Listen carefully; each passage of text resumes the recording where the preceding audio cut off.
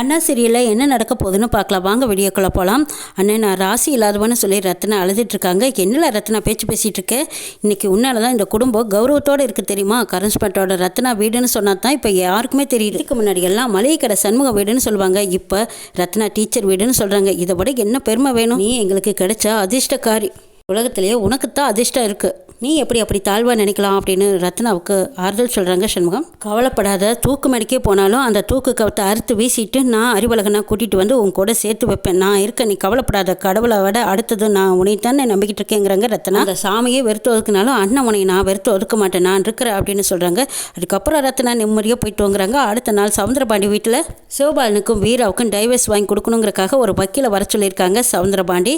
இது தெரிஞ்சதும் பாக்கியம் கோவப்படுறாங்க. அட பாவி மனுஷா, கல்யாணமாகி ஒரு வாரம் கூட ஆகலை, பொண்ணு மாப்பிளையும் ஒன்றா சேர்ந்து கூட வாழலை, அதுக்குள்ளே டைவர்ஸ் பத்திரமா வைக்கல. இங்கேருந்து ஒழுங்கு மரியாதையாக இங்கேருந்து வீட்டுட்டு போயிடு, இல்லைன்னா நான் என்ன செய்வேன்னு எனக்கே தெரியாதுங்கிறாங்க பாக்கியம்.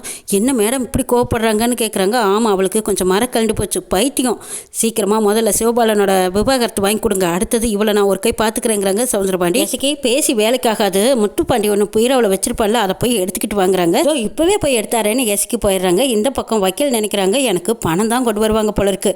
மேடம், நீங்கள் என்ன தான் பணத்தை கொடுத்து சரி பண்ண நினச்சிங்கனாலும் நான் முன் வச்ச காலை பின்வாங்க மாட்டேன், நிச்சயமாக இந்த விவாகரத்தை வாங்கி கொடுத்துருவேன், கவலைப்படாதீங்கிறாங்க. எசக்கியை துப்பாக்கி கொண்டு வந்து பாக்கித்து கையில் கொடுக்குறாங்க. அதை பார்த்து தான் அங்கேருந்து அத்தனை பேரும் மிரண்டுறாங்க. என்ன சார் இது, விவாகரத்து கேஸு கொலை கேஸாக மாறிடும் போல இருக்கு, மேடம் இவ்வளோ கோபமாக இருக்காங்க அப்படின்னு பேசிகிட்டு இருக்கும்போது, ஏயா நீ இந்த விவாகரத்து வாங்கி கொடுத்தா முன் வச்ச காலை பின் வைக்க மாட்டேன்னு சொன்னீங்கல்ல, இப்போ பின் வைக்கிறதுக்கு கால் இல்லாமல் பண்ணிடுறேன் பார்க்குறியா அப்படின்னு சொல்லிட்டு ஒரு துப்பாக்கியெல்லாம் சொல்கிறாங்க. பாக்கியம் ஐயோ இன்னும் கொஞ்சம் குறி தவறு இருந்தது, என்னோட கதையே முடிஞ்சிருக்கும், போங்க சார் அப்படின்னு சொல்லிட்டு வக்கீல் அங்கேருந்து ஓட்டம் படித்து போய் ஒளிஞ்சுக்கிறாங்க. சனியன், சவுந்தரபாண்டி, பாண்டி அம்மா, வக்கீல் எல்லாருமே ஆளுக்கு ஒரு மொழியில் போய் ஒளிஞ்சுக்கிட்டாங்க. பாக்கியம் விடுவேன்னு துரத்தி சொல்கிறதுக்காக போகிறாங்க.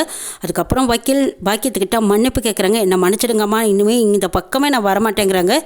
ஓ, நீ சட்டை எதுக்கு படித்த, ஒரு கேஸுன்னு வந்தால் அவங்கள அதுலேருந்து காப்பாற்றுறதுக்கு படிச்சியா, இல்லை குடும்பத்தை பிரிக்கிறதுக்கு படிச்சியா, இப்படியே விடுறது தான் தப்பு. நீ இன்னும் எத்தனை பேர்த்தோட வாழ்க்கையை முடிக்க இருக்குன்னு தெரியல, உன்னோட கதையை முடிச்சுட்டா யாருக்கும் எந்த பிரச்சனையும் இல்லை பாரு அப்படின்னு சொல்லிட்டு பாக்கியம் நெத்திக்கு நேரம் குறி வைக்கிறாங்க. அப்போ சிவபாலன் வந்ததும் துப்பாக்கியை பிடிங்கிறாங்க. அப்பா கடவுள் மாதிரி வந்து என்னை காப்பாற்றிட்டீங்க தம்பி, விட்டுருந்தா இந்நேரம் எங்களை சுட்டே தள்ளியிருப்பாங்க. அப்பாடா தப்பிச்சண்டா சாமின்ட்டு வக்கீல் அங்கேருந்து படிச்சா போதும்னு ஓடிடுறாங்க. பாக்கியம், உனக்கு என்ன தெரியுமோன்னு இப்படி வந்து நின்றுட்டுருக்க, என் தம்பி யார்கிட்ட வேணாலும் என்ன வேணாலும் பேசிகிட்டு இருப்பான், நீ பேசாமல் அடுப்படியிலேயே கிடக்க வேண்டியதானுங்கிறாங்க. பாண்டியம்மா, என்ன தம்பிக்கு சப்போர்ட் பண்ணுறியோ, அந்த துப்பாக்கி யார் வேணாலும் சுட்டு தெரியுமா அப்படின்னு பாண்டியம்மாவை ஒரு மிரட்டி காட்டிட்டு போகிறாங்க. பாக்கியம் தனியாக உட்காந்து சூடாமணியை நினச்சி அழுதுகிட்டு இருக்காங்க. மதனி, நீ சொல்லித்தானே இந்த கல்யாணத்தையே நான் ஏற்பாடு பண்ணினேன், சிவபாலனை வீரா கழுத்தில் தாலி கட்ட சொன்னது நீ தான், அதை வச்சு தானே நானும் சிவபாலனையும் வீராவையும் சேர்த்து வைக்கலான்னு தாலி கட்ட சொன்னேன். நான் சொன்னதுக்காக சிவபாலனும் வீரா கழுத்தில் தாலி கட்டிட்டான். இப்போ ரெண்டு பேரும் ஆளுக்கு ஒரு மொழியில் பிரிஞ்சு கிடக்குறாங்க.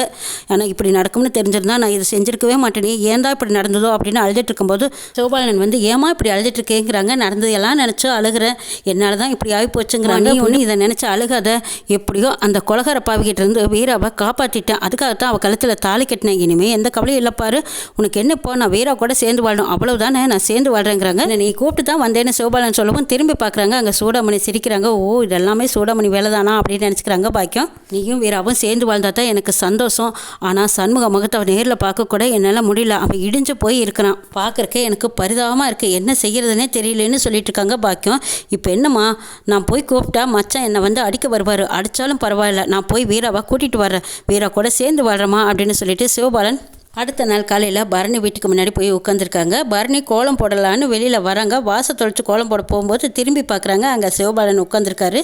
பரணி பார்த்துட்டு, டே சிவபாலா எப்படா வந்தீங்கிறாங்க. நேரம் தெரியலக்கா, ஏதோ ஒரு நேரம் நான் வந்தேங்கிறாங்க. என்னடா சொல்கிற, அப்போ இரவே வந்துட்டியா, ஏண்டா வந்ததும் கதவை தட்டியிருக்கலாமல, நாங்கள் எல்லாரும் உள்ளே தானே இருந்தோம் அப்படின்னு சொல்லவும் சண்முகம் வந்ததும் சிவபாலன் மேலே சரியான கோப்படுறாங்க. இப்போ என்னத்தான் என்னை அடிக்கணும், அவ்வளவுதானே, இந்தாங்க செருப்பால் அடிங்க அப்படின்னு சொல்லி செருப்பு எடுத்து கொடுக்குறாங்க. தன்னைத்தானே அடிச்சுக்கிறாங்க. சிவபாலன் மரியாதையாக இங்கேருந்து போயிட்டு என்னோட கோபத்தை கலராதா அப்படின்னு சொல்லிட்டு இருக்காங்க. நான் செஞ்சது தப்புன்னா நீங்கள் தாராளமாக அடிக்கலாம், ஆனால் நான் வீராவை அந்த அயோக்கியங்கிட்ட இருந்து நான் காப்பாற்றினேன், அதை நினச்சி பாருங்கிறாங்க. சிவபாலன் கூட வாழ் நினச்சாலும் சரி, வேண்டான்னு முடிவெடுத்தாலும் சரி, எதுக்கு வேணாலும் நான் சம்மதிக்கிறேன், ஆனால் அந்த கௌதம் உன் கழுத்தில் தாலி கட்டியிருந்தா உன் வாழ்க்கையே இருந்து போயிருக்கும். அவங்ககிட்ட இருந்து உன்னை காப்பாற்றுறதுக்காகத்தான் நான் தாலியை கட்டிட்டேன். தப்பாக இருந்தால் மனுஷன் கூட சேர்ந்து வாழ முடிவெடுத்தாலும் சரி, வேண்டான்னு நீ முடிவெடுத்தாலும் சரி, எதுக்காக இருந்தாலும் நான் சம்மதிக்கிறேன்னு சொல்லிட்டு போகிறாங்க சிவபாலன். அடுத்தது சண்முகம் வீராவை தனியாக கூட்டிகிட்டு போய் கேட்குறாங்க, இதை பாருல வீரா, நீ சிவபாலன் கூட சேர்ந்து வாழுன்னு நான் சொல்ல மாட்டேன், வேண்டான்னு சொல்ல மாட்டேன். என்ன முடிவெடுத்தாலும் சரி அது உன்னோட முடிவாக தான் இருக்கும் அப்படின்னு சொல்லிடுறாங்க சண்முகம். வீரா சிவபாலன் கூட சேர்ந்து வாழ்றேன்னு முடிவெடுக்கிறாங்க. எதனால் அப்படி சொன்னாங்க அப்படிங்கிறதையும் யாருக்குமே புரியல. சிவபாலன் கூட சேர்ந்து வாழ மாட்டேன்னு வேண்டான்னு வெறுத்து ஒதுக்குன வீரா ஏன் இப்படி மனசு மாறினான்னு பரணிக்கு சந்தேகமாக இருக்குது.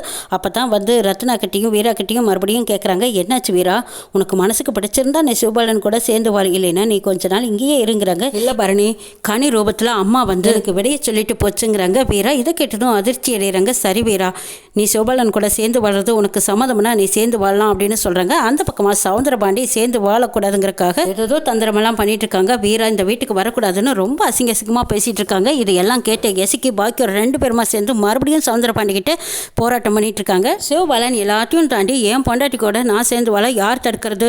வீரா என் கூட வாழ இஷ்டப்பட்டா நான் வீரா கூட சேர்ந்து வாழ்றேன்னு சிவபாலன் வீராவை கூட்டிகிட்டு வரக்காக மறுபடியும் சண்முகத்தோட வீட்டுக்கு வராங்க. பாக்கியத்துக்கும் எஸ்கேக்கும் இந்த விஷயம் தெரிஞ்சதும் அளவில்லாத சந்தோஷத்தில் இப்போ ஆரத்தி தட்டோட வீட்டு வாசலுக்கு முன்னாடி நிற்கிறாங்க. இன்னும் என்னெல்லாம் நடக்க போதுங்கிறதையும் நாளை சொல்ல பார்க்கலாம்.